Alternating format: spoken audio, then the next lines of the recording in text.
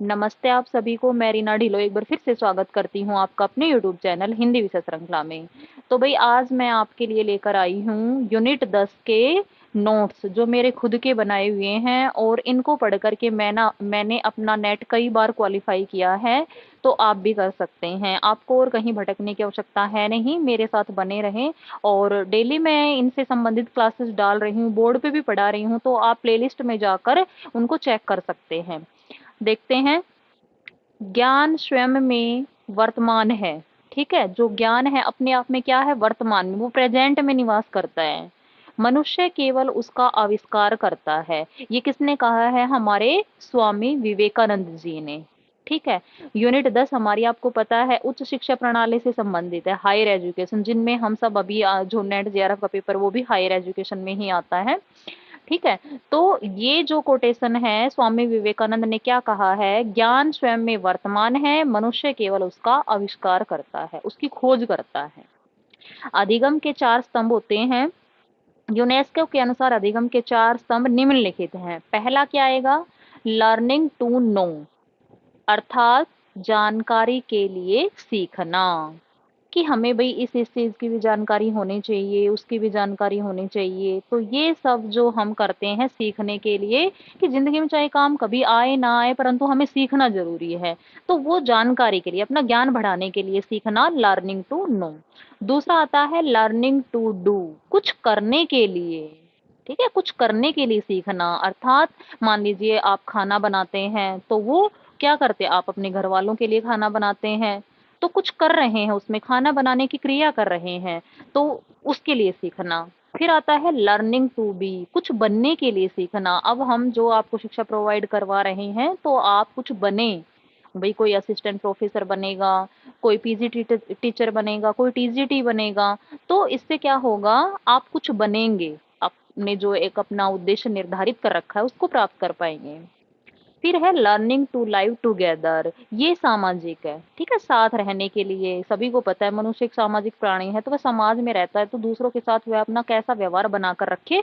तो ये सब सीखने के लिए इसमें आएगा फोर्थ वाले में। एक बार दोबारा देख लेते हैं, इंग्लिश वाले भी यहाँ सेटिस्फाई हैं और हिंदी वाले भी। Learning to know, learning to do, learning to be, learning to live together. अब आती है हमारी औपचारिक शिक्षा प्रणाली। आपको पता है औपचारिक अनौपचारिक दो होती है। तो औपचारिक में हमारी 3 स्तर की शिक्षा प्रणाली आती है। पहली कौन सी? प्राथमिक शिक्षा। ये पूछी जाती है कि भाई प्राथमिक शिक्षा में आप कितने क्लास से बच्चों से, कितने क्लास तक के बच्चों को रखना चाहेंगे, माध्यमिक में कौन से और तृतीयक में कौन से। तो देख लेते हैं। मूल प्राथमिक शिक्षा, जो प्राथमिक शिक्षा है उसके भी 2 भाग है। मूल प्राथमिक 1 से 5वीं तक, पहली से 5वीं। उच्च प्राथमिक शिक्षा 6ठी से 8वीं तक के बच्चे। ठीक है, उच्च प्राथमिक शिक्षा में 6ठी से 8वीं तक के बच्चे आएंगे। और माध्यमिक शिक्षा में आएंगे हमारे, सामान्य माध्यमिक शिक्षा में 9वीं और 10वीं के बच्चे आएंगे, जबकि उच्च माध्यमिक शिक्षा में हमारे 11वीं और 12वीं के बच्चे आएंगे। तृतीयक में उच्च शिक्षा व व्यावसायिक शिक्षा आएगी। ठीक है। तो ये जो ऊपर मैंने डायग्राम बना रखा है, ये आप नोट कर लेना अपना, कहीं भी जहाँ सेफ रख पाए आप अपने नोट्स, क्योंकि यहाँ से प्रश्न जरूर पूछा जाता है। ये तीनों ही इम्पोर्टेंट है। तृतीयक में उच्च शिक्षा व व्यावसायिक शिक्षा, भाई कोई आप कारोबार करने के लिए कोई शिक्षा प्राप्त करते हैं, कोई कोर्स करते हैं, या हायर एजुकेशन है आपकी, जैसे कि बैचलर डिग्री हो गई और मास्टर डिग्री हो गई, पीएचडी हो गई, तो वो उच्च शिक्षा में आते हैं। अब देखते हैं भारत में उच्च शिक्षा प्रणाली की उन्नति। शिक्षा का उद्गम वैदिक युग से है। देखो शिक्षा, हमारे जो वेद हैं उस टाइम से ही शिक्षा अपना काम कर रही है। संसार का पहला विश्वविद्यालय, ये पूछा गया था, अब की बार गद्यांश में दिया 18 जून वाले में, कि संसार का पहला विश्वविद्यालय तक्षशिला में 700 ईसा पूर्व खोला गया था। और नालंदा विश्वविद्यालय 4ठी शताब्दी ईस्वी पूर्व में खोला गया था। देखो ईसा पूर्व से पहले मतलब खोले गए हैं ये 700। तो सबसे पुराना कौन सा हुआ? तक्षशिला, और उसके बाद में नालंदा। चरक, सुश्रुत, आर्यभट्ट, चाणक्य, पतंजलि, पाणिनि आदि यहीं पढ़े हुए हैं, इनमें ही पढ़े हुए हैं। ये जो नाम आप पढ़ रहे हैं, हमारे जो ये महात्मा है, वैज्ञानिक हैं, जैसे कि आर्यभट्ट ने जीरो का आविष्कार किया है ना। और ये चरक, सुश्रुत हमारे जो वैद्य हुए हैं, देसी दवाओं के माध्यम से ये रोग को ठीक कर देते थे। पतंजलि जो योग के वो आविष्कारक रहे हैं, योग को सर्वोपरि मानते हैं। चाणक्य आपको पता ही है, चंद्रगुप्त को बनाने वाले। ठीक है। और पाणिनि जो हमारे संस्कृत के, लौकिक संस्कृत के व्याकरणिक हैं, ठीक है। इन्होंने जो अष्टाध्यायी लिखा है तो वो उससे संबंधित है। तो ये सारे ही हमारे इनमें पढ़े हुए हैं। सारनाथ विश्वविद्यालय बौद्ध धर्म का अध्ययन करने के लिए बनाया गया था, क्योंकि उस टाइम पे जो बौद्ध धर्म था बड़ा ही प्रचलित था और उसने अपनी जो जड़ें थी वो हर क्षेत्र में फैला रखी थी, भारत में भी और आसपास के जैसे श्रीलंका, नेपाल, चीन, इन सब में। तो जो सारनाथ विश्वविद्यालय है वो बौद्ध धर्म का प्रचार प्रसार करने के लिए बनाया गया था, ताकि वहां पर आकर के बच्चे पढ़ें और वो जो बौद्ध धर्म के जो नियम है उनको सीखें। अब आता है आधुनिक शिक्षा प्रणाली का क्रमागत विकास, कि किस प्रकार से आधुनिक शिक्षा का क्रम हमारे देश में हुआ। भारत में उच्च शिक्षा का इतिहास काफी पुराना है। लॉर्ड मैकाले की सिफारिश से 1857 में कलकत्ता, मुंबई, मद्रास, ये तीनों आप शहर याद कर लेंगे, कलकत्ता, मुंबई और मद्रास, इनमें विश्वविद्यालय की स्थापना की गई, तत्कालीन लंदन विश्वविद्यालय के नमूने पर। ठीक है। उस टाइम पे जो लंदन में विश्वविद्यालय बना हुआ था उसकी तर्ज पर कलकत्ता, मुंबई और मद्रास में विश्वविद्यालय खोले गए। फिर 1918 और 20 का बता देते हैं। 18 में तो क्या हुआ, पहले 13 का पढ़ेंगे, उसके बाद में 13 में चार्टर अधिनियम के तहत ईसाई मिशनरी स्कूल खोले गए। उसके बाद में 17 में हिंदू कॉलेज खोला गया कलकत्ता में 1855 में। प्रेसिडेंसी के नाम और 2010 में प्रेसिडेंसी विश्वविद्यालय बन गया। पहले इसका नाम था हिंदू कॉलेज, 55 में ये फिर बन गया प्रेसिडेंसी और 2010 में प्रेसिडेंसी विश्वविद्यालय बन गया। ठीक है। उसके बाद 1918 में उस्मानिया विश्वविद्यालय हैदराबाद के निजाम ने खोला था। हैदराबाद के निजाम ने खोला था उस्मानिया विश्वविद्यालय 1918 में।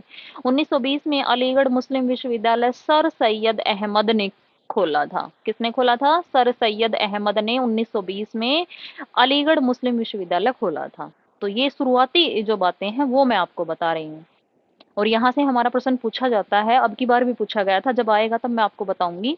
1823 में एल्फिंस्टोन रिपोर्ट, जिला परीक्षा अधिकारियों की नियुक्ति, स्कूल पर्यवेक्षकों, शिक्षकों के लिए प्रशिक्षण की अनुशंसा में एल्फिंस्टोन रिपोर्ट नामक संस्थान खोला गया 1823 में। 34 में एल्फिंस्टोन संस्थान बंबई में खोला गया और यह बंबई का सबसे पुराना संस्थान है। 1834 में मैकाले रिपोर्ट आई और उसने क्या किया, पाश्चात्य शिक्षा का पुरजोर समर्थन किया कि इनको अंग्रेजी पढ़ाई जाए, अंग्रेजी पर बल दिया गया। ये मैकाले ने सारा गड़बड़ किया काम।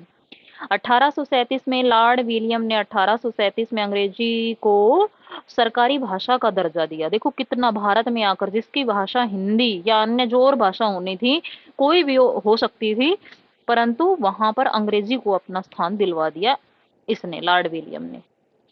इसके बाद 1854 में the most important Wood dispatch, अंग्रेजी शिक्षा का मैग्ना कार्ट कहा जाता है इसे, और यह चार्ल्स वुड के नाम पर है। उच्च शिक्षा अंग्रेजी और निचले स्तर की मातृभाषा होनी चाहिए। जो नीचे जो क्लासे हैं उनमें बच्चे मातृभाषा में सीखे और उच्च, पहले हमारे छठी कक्षा से इंग्लिश लागू होती थी। फिर उसके बाद है 1882-83 में हंटर आयोग आया और उसने क्या किया भाई, कॉलेजों का संबंध विश्वविद्यालयों से जोड़ दिया और महिला शिक्षा पर बल दिया गया। तो कुछ इसमें अच्छे कार्य भी हुए थे, अंग्रेज तब आए थे उस टाइम पे, कुछ अच्छे कम हुए थे, बुरे ज्यादा हुए थे। तो ये दोनों ही आयोग हमें पढ़ने हैं, वुड डिस्पैच और हंटर आयोग। उसके बाद है हमारा राष्ट्रीय शिक्षा परिषद। 1905 में जब बंगाल विभाजन हुआ था उस समय राष्ट्रीय शिक्षा परिषद, रविंद्रनाथ टैगोर ने शांति निकेतन नामक शिक्षा केंद्र की स्थापना की जो बंगाल के बीरभूम जिले में है। इसको आप याद कर लें, ये बहुत ही इम्पोर्टेंट है कि रविंद्रनाथ टैगोर ने शांति निकेतन नामक शिक्षा केंद्र की स्थापना की जो बंगाल के बीरभूम जिले में है। बीरभूम जिले में है बंगाल के, किस नाम से? शांति निकेतन। अब भी है। 1913 में शैक्षिक नीति पर संकल्प लिया गया कि प्रत्येक प्रांत के लिए एक विश्वविद्यालय हो, कि भी जितने भी प्रांत है सभी में एक विश्वविद्यालय हो। और 1917 में कलकत्ता विश्वविद्यालय आयोग आया। इसके बाद सैडलर आयोग नियुक्त किया गया। केंद्रीय शिक्षा सलाहकार बोर्ड CABE, जिसको कैब के नाम से जानते हैं, की स्थापना 1920 में की गई और 23 में बंद कर दी गई, लेकिन कुछ समय बाद इसको दोबारा चालू गया आर्थिक तंगी के कारण। 1919 में भारत सरकार अधिनियम बना और 1919 से आप समझ गए होंगे 13 अप्रैल 1919 जलियांवाला बाग हत्याकांड हुआ था। शिक्षा प्रणाली में केंद्रीय सरकार के नियंत्रण को कम कर दिया गया। और 1929 में हर्टोग समिति बनाई गई, जिसका काम क्या था, शिक्षा की गुणवत्ता में सुधार। और जो ये CABE बना था, ये जो 23 में बंद हो गया था, 35 में दोबारा स्थापित किया गया। अब देखते हैं 1934 में सप्रू समिति, ये भी बहुत पूछी जाती है कि इसमें क्या किया जाता है, बेरोजगारी की जांच करने के लिए कि बेरोजगार क्यों हैं लोग। 1937 में अब्बोट वुड रिपोर्ट आया। इसमें क्या कहा गया कि जो शिक्षा का माध्यम है वो अंग्रेजी हो, और जो पॉलिटेक्निक व्यावसायिक प्रशिक्षण है उन पर बल दिया जाए, लोगों को मतलब व्यवसाय में ज्यादा लगाया जाए, व्यावसायिक शिक्षा उनको दी जाए। 1937 में वर्धा शिक्षा योजना आई। डॉक्टर जाकिर हुसैन ने प्रारंभिक 7 वर्ष तक निःशुल्क व अनिवार्य शिक्षा बच्चों को मातृभाषा में देने की पहल की। 1944 में is the most important sergeant report, इसके अंतर्गत विश्वविद्यालय अनुदान आयोग जो UGC है उसकी स्थापना हुई, और 3 वर्ष का डिग्री कॉलेज कर दिया गया, जो अब हम पढ़ते हैं। उसके बाद है स्वतंत्रता के बाद उच्च शिक्षा, ये प्रश्न पूछा गया था कि स्वतंत्रता के बाद में जो उच्च शिक्षा के अंतर्गत जो आयोग बना वो सबसे पहला कौन सा बना था। तो देखो 47 में हम आजाद हुए थे, 48 में बन गया था विश्वविद्यालय शिक्षा आयोग, जिसको आप पढ़ते हैं UGC। इसको हम राधा कृष्णन आयोग भी कहते हैं। देखो ये कोई दूसरा नहीं है, राधा कृष्णन आयोग। डॉक्टर सर्वपल्ली राधाकृष्णन की अध्यक्षता में यह आयोग स्थापित किया गया। और यहाँ क्या बताया गया कि हमारी प्रारंभिक और उच्च शिक्षा ठीक है, परंतु जो माध्यमिक शिक्षा है वह कच्ची कड़ी है, उसमें सुधार की आवश्यकता है। इसमें ये पाया गया माध्यमिक शिक्षा जो कड़ी है वो कच्ची है, उसमें सुधार किया जाए। 1952 में माध्यमिक शिक्षा आयोग आया, और इसके जो अध्यक्ष थे वो थे डॉक्टर लक्ष्मण स्वामी मुदालियर की अध्यक्षता में 1952 में स्थापित किया गया। इसको मुदालियर आयोग भी कहते हैं, 1952 में। उसके बाद है, इसमें किस पर बल दिया गया, वस्तुनिष्ठ प्रश्न, जो एक एक नंबर के छोटे प्रश्न होते हैं, सांकेतिक अंक दिए जाएं बच्चों को तो वो उससे ज्यादा अच्छे कर पाएंगे। 1961 में भावनात्मक एकता समिति स्थापित की गई। इसके अध्यक्ष डॉक्टर संपूर्णानंद की अध्यक्षता में इसको स्थापित किया गया, और इसमें एकता पर बल दिया गया। 1964 से 66 कोठारी आयोग, ये भी बहुत बार पूछा जाता है। डॉक्टर दौलत सिंह कोठारी इसके अध्यक्ष थे, और इन्होंने इसमें किस पर बल दिया, शिक्षा को नई दिशा व नया आकार दिया जाए, 4 वर्ष का ऑनर्स कोर्स कर दिया जाए, युवा वर्ग लाभ उठाए, और देश की प्रगति हो, इन 4 चीजों पर काम किया जाए। फिर आया हमारा 1968 में त्रिभाषीय सूत्र, हिंदी, अंग्रेजी और आधुनिक भारतीय भाषा, कि जो भी बच्चा देश के किसी भी क्षेत्र में पढ़ रहा है उसको हिंदी पढ़नी अनिवार्य है, अंग्रेजी और कोई भी आधुनिक भारतीय भाषा वह पढ़ सकता है, चाहे वो मतलब मोस्टली होनी कहाँ से संबंधित चाहिए, दक्षिण से, दक्षिण की कोई भी भाषा हो सकती है। परंतु तमिलनाडु ने इसे नहीं अपनाया, त्रिभाषीय सूत्र को उन्होंने नहीं अपनाया, वो अपनी मातृभाषा को ऊपर रखते हैं तमिल वाले। 1972 में 10+2+3 शिक्षा पद्धति को अपनाया गया। जैसे अब हम पढ़ते हैं भाई 10वीं क्लास, फिर 11वीं 12वीं, फिर हम जो अपने BA करते हैं, BSc करते हैं, 3 साल का जो हमारा UG का होता है कॉलेज। 1966 में भारतीय शिक्षा कमीशन आया। कब आया, 1966 में। ये जो यूनिट है हमारी A और B 2 खंडों में बटी हुई है, तो थोड़ी सी बड़ी वीडियो होने वाली है, परंतु जानकारी आपको सारी यहाँ पर शुद्ध रूप में मिल जाएगी। अब आता है 1976 में समवर्ती सूची में शिक्षा, राज्य से निकालकर केंद्र भी वांछित भूमिका निभा सके। कि देखो क्या है कि जो केंद्र सरकार है, जैसे अब हमारे जो सेंट्रल गवर्नमेंट है, वो भी क्या करे, अपनी भूमिका निभाए शिक्षा के क्षेत्र में, ये कहा गया समवर्ती सूची में 1976 में। केवल राज्य पर ही निर्भर ना रहे, केंद्रीय जो है, जैसे अभी आपके CBSE बोर्ड है और SBSE बोर्ड है, तो वो क्या है, केंद्र भी कर सकता है। 24 जुलाई 1968 को प्रथम राष्ट्रीय शिक्षा नीति अपनाई गई, और इसमें जो learning to do towards a learning society पर बल दिया गया, और यह मार्च 1978 में प्रॉपर रूप से लागू कर दी गई। 1986 में राष्ट्रीय शिक्षा नीति बनाई, जिसको आप NPE कहते हैं। ग्रामीण विश्वविद्यालयों की स्थापना की जाए, मुक्त विश्वविद्यालय बनाए जाएं, सार्वभौमिक हो, व्यावसायिक हो, अध्यापकों का स्तर सबसे ऊंचा हो, और प्रोग्राम ऑफ एक्शन, कि उसमें क्रिया हो, एक्टिविटी के माध्यम से बच्चों को सिखाया जाए, और अध्यापकों का स्तर सबसे ऊंचा होना चाहिए। ठीक है। 1990 में आचार्य राममूर्ति समिति आई, जो सेमेस्टर पद्धति पर आधारित हो, और मॉड्यूलर शिक्षा पर बल दिया गया। 93 में गणनाम समिति आई, और इसमें सम विश्वविद्यालय को नियंत्रित किया गया। 2006 में लिंग दोह समिति आई, छात्र संघ चुनाव में सुधार किया गया। देखो मैंने बहुत ही कम शब्दों में आपको जितने भी आयोग हैं वो सारे करवा दिए हैं, ये इधर खत्म ही हो जाएंगे बस। 2006 में सैम पित्रोदा समिति आई, जिसमें राष्ट्रीय ज्ञान आयोग भी सम्मिलित किया गया। सकल घरेलू उत्पाद का 1.5% उच्च शिक्षा पर खर्च किया जाए। देखो कितनी अच्छी बात कही है कि शिक्षा पर भी अच्छा खर्च हो, अच्छे विश्वविद्यालय बनाए जाए, उनमें अच्छे अध्यापक नियुक्त किए जाएं, अच्छी अच्छी पुस्तकें लिखवाई जाएं।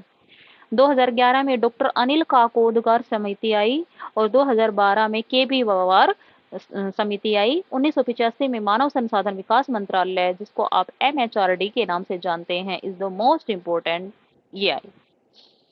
फिर आया विश्वविद्यालय की परिभाषा एवं मुख्य अवयव कि विश्वविद्यालय है क्या, क्योंकि हम कई मुक्त विश्वविद्यालय पढ़ते हैं, दूरस्थ विश्वविद्यालय पढ़ते हैं, तो वो है क्या। तो ये आंग्ल भाषा में यूनिवर्सिटी, आंग्ल भाषा के यूनिवर्सिटी शब्द से हमारा जो विश्वविद्यालय निकला है, और लैटिन भाषा के यूनिवर्सिटेस से इसका अर्थ हुआ शिक्षक और शिक्षार्थी के मध्य विशिष्ट सहचर्य, कि जो एक शिक्षक है पढ़ाने वाला और एक जो शिक्षार्थी है पढ़ने वाला, उनके बीच विशिष्ट सहचर्य, आपस में वो वहां रह सके और कुछ शिक्षा प्राप्त कर सके, उसको कहते हैं। तो यूजीसी 1952 में, और भाई फिर है ये कंट्रोल यूनिट यूनिवर्सिटी 2009 के अंतर्गत, स्टेट यूनिवर्सिटी 1956, डीम्ड यूनिवर्सिटी 1908 से 58, और प्राइवेट यूनिवर्सिटी 1860, मेटा यूनिवर्सिटी 12वीं पंचवर्षीय योजना के तहत, इंट्रा यूनिवर्सिटी सेंटर यूजीसी के अधिनियम खंड 12CCC के अंतर्गत। इनके नोट्स बना लेना बेटा, आप लिख लेना इनको, बड़े काम के हैं ये, और यहाँ से आपके 2 नंबर का जरूर आएगा। बस ज्यादा नहीं करवाऊंगी, ये नहीं तो ज्यादा वीडियो लंबी हो जाएगी, इसमें बस यहाँ तक करवाऊंगी, यहाँ तक, एक पेज और है। Indira Gandhi national open university IGNOU, जो आप आज भी है, 1985 में दूरस्थ शिक्षा में अग्रणी रही, ठीक है, 1985 में दूरस्थ शिक्षा में अग्रणी रही इग्नू।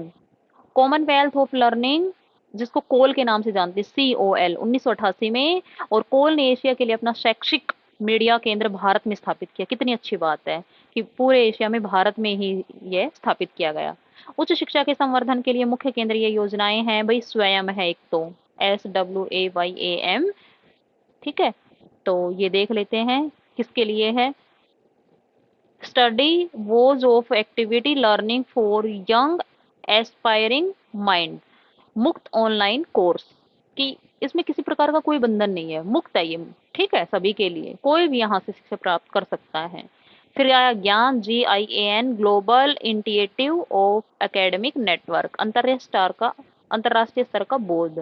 फिर आया SAMVAY, SAMVAY, skill assessment matrix for vocational advancement of youth, रोजगारोन्मुखी अल्पावधि पाठ्यक्रम, कि रोजगार की तरफ हम युवाओं को आकर्षित करें और बहुत कम समय में उनको वो चीजें हम पढ़ा पाएं।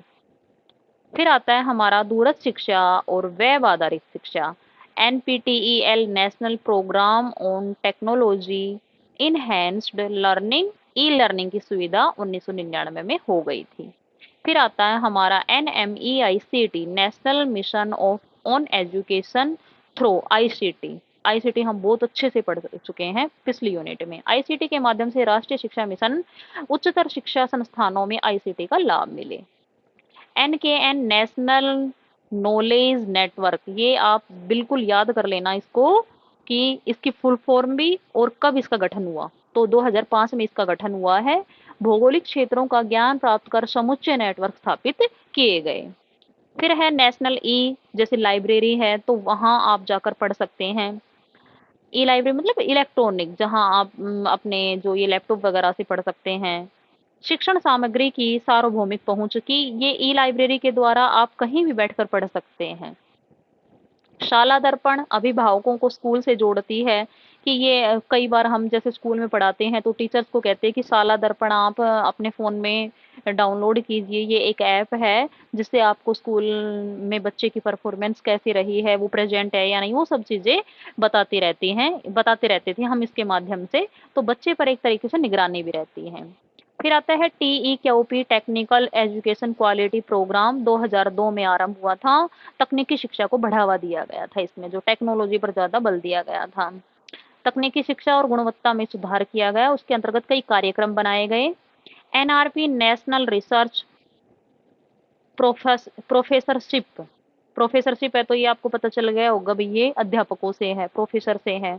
1949 में लागू हुआ और इसमें क्या कहा गया कि 65 वर्ष की आयु तक शिक्षा प्रदान कर सकते हैं टीचर, विशिष्ट योगदान सम्मान देने हेतु, और इसके अंतर्गत जो प्रोफेसर हैं उनको विशेष सम्मान भी दिया जाएगा। वे इतना समय अपना देते हैं कीमती बच्चों को, उनका मार्गदर्शन करते हैं, तो गुरु दक्षिणा के रूप में उनको सम्मानित किया जाएगा। फिर आता है डीडीयू, दीन दयाल उपाध्याय ग्रामीण कौशल योजना। GKY, दीन दयाल उपाध्याय ग्रामीण कौशल योजना, ग्रामीण युवाओं के कौशल, ये किस लिए लागू की गई थी? ग्रामीण युवाओं के कौशल विकास, न कि शहरी। अगर यहाँ शहरी आ जाए तो आपका क्वेश्चन गलत हो जाएगा। यहाँ आएगा ग्रामीण युवाओं के कौशल विकास, उत्पादक क्षमता पर बल दिया गया कि वो ज्यादा से ज्यादा उनके कौशल में विकास हो और जिससे वो उत्पादक अधिक कर पाए। भाई मान लीजिए कोई कृषि के क्षेत्र में लगा हुआ है तो वो अपनी कृषि में पैदावार को बढ़ा सके, इस पर बल दिया गया। फिर आता है ईशान उदय, ईशान विकास एंड एडवांस्ड भारत अभियान। इसमें छात्रवृत्ति योजना की गई है कि जो बच्चे पढ़ने में अच्छे हैं उनके लिए एक टेस्ट रखा जाता है, वो क्वालिफाई कर लेते हैं तो उनको छात्रवृत्ति दी जाती है। हिंदी में पढ़े तो ईशान उदय, ईशान विकास और उन्नत भारत अभियान। फिर आता है सक्षत, वन स्टॉप एजुकेशन पोर्टल, निःशुल्क अध्ययन की सुविधा, कि जो बच्चा पढ़ाई के खर्च को नहीं उठा सकता उनके लिए निःशुल्क अध्ययन की सुविधा भी गवर्नमेंट ने कर रखी है। अब आता है establishment of new IIT institute, मानव संसाधन विकास मंत्रालय जो MHRD है वह भारत सरकार सार्वजनिक निजी पद्धति IIT पर राज्य और उद्योग भागीदार होंगे, कि जो ये TTT है IIT की जो पढ़ाई करते हैं उस पर राज्य और उद्योग दोनों ही भागीदार होंगे, साझेदार होंगे। अब आती है नैतिक शिक्षा। देखो नैतिक शिक्षा शुरुआत में थी हमारे, फिर बीच में हटा दी थी, अब दोबारा लगा दी है। तो नैतिक शिक्षा का कितना महत्व है ये या नहीं है, इन आयोग के माध्यम से बताया गया। 1952 से 53 में राष्ट्रीय माध्यमिक शिक्षा आयोग ने चरित्र निर्माण पर बल दिया, सबसे अच्छी बात, क्योंकि जब चरित्र ही नहीं है तो मनुष्य की सारी पढ़ाई बेकार है, चरित्र ही अच्छा नहीं है तो। 1962 में आध्यात्मिक प्रशिक्षण पर बल दिया गया कि भी आत्मा को परमात्मा से जोड़ना। 1964 से 66 में शिक्षा आयोग पर बल दिया गया। 1968 में श्री प्रकाश समिति आई, इसमें भी नैतिक शिक्षा पर बल दिया गया। 1986 और 92 में राष्ट्रीय शिक्षा नीति के अनुसार पाठ्यक्रम में इसको शामिल किया जाए, इसमें अच्छी अच्छी शिक्षाप्रद कहानियां हो, ईश्वर का गुणगान हो, उन्हें जो बुरे रास्ते पर जब बच्चे जाते हैं तो उनको भटकने से बचाने वाले बहुत अच्छे अच्छे श्लोक हों, और जो महापुरुष हैं उनकी जीवनियां हों, तो ये सब पाठ्यक्रम में शामिल किए जाएं। फिर 1999 में आया चवण समिति, इसने भी नैतिकता पर बल दिया। 2005 में नेशनल करिकुलम फ्रेमवर्क, शिक्षा के मूल्य उन्मुखीकरण पर जोर दिया गया। फिर आता है अखिल भारतीय उच्च शिक्षा सर्वेक्षण रिपोर्ट 2016 और 17 में 18 से 23 वर्ष के आयु वर्ग की गणना उच्च शिक्षा में की जाती है, आपको पता है, ठीक है, कि हमारी 12th हो जाती है 18 तक, उसके बाद में जो हम शिक्षा प्राप्त करते हैं वो उच्च शिक्षा में आ जाती है, हमारी UG PG और PhD MPhil जो भी हैं वो सब। महिला सशक्तिकरण बल दिया गया। दुनिया के शीर्ष 200 विश्वविद्यालयों में भारत का एक भी नहीं है, चीन के 10 है। देखो हम शिक्षा के क्षेत्र में इतनी बात कर रहे हैं, इतना सब कुछ कह रहे हैं कि सरकार ने ये मुहिम चलाई हुई है, ये आयोग स्थापित किए हुए हैं, लेकिन फिर भी जो दुनिया के सबसे जो उच्च स्तर के 200 विश्वविद्यालय हैं उनमें भारत का एक भी नहीं है, जबकि चीन के वहां पर 10 हैं। तो चीन शिक्षा में हमसे कितना आगे है, देख सकते हैं। और जो शिक्षा में छात्र शिक्षक का अनुपात होना चाहिए, वहां 30 विद्यार्थियों पर एक टीचर होना चाहिए। कई बार आप देखते हैं कि 50-50 बच्चों को एक एक टीचर पढ़ा रहा है, 100-100 बच्चों को एक एक टीचर पढ़ा रहा है, तो ये ठीक नहीं है। तो भाई इसी के साथ ही ये वीडियो मैं यहीं समाप्त करती हूँ, क्योंकि ज़्यादा लंबी वीडियो हो जाएगी और लंबी वीडियो आप देखना पसंद नहीं करोगे। तो इसी के साथ इस वीडियो को मैं यहीं पर विराम देती हूँ और आशा करती हूँ जानकारी आपको अच्छी लगी होगी। अच्छी लगी है, उपयोगी लगी है तो आप चैनल को सब्सक्राइब कीजिए, वीडियो को लाइक कीजिए। धन्यवाद।